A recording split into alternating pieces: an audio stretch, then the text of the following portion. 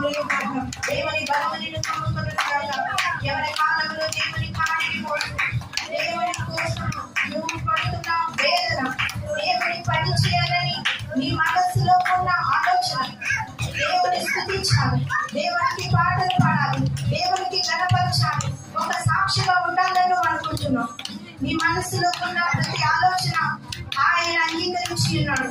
ప్రతి క్షణము కూడా దేవునితో మంచి సహవాసము కలిగి ఉండాలని నీ హృదయంలో చింతపడుతూ ఉన్నావు. నీ గుండెల్లో ఉన్న ఆవేదన ఆయన చూసి ఉన్నాడు.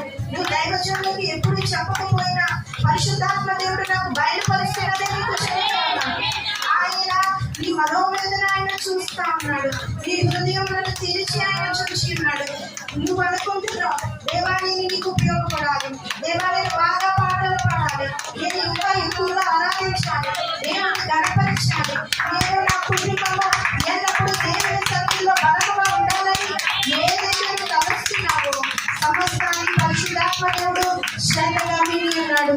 నువ్వు ఆశించిన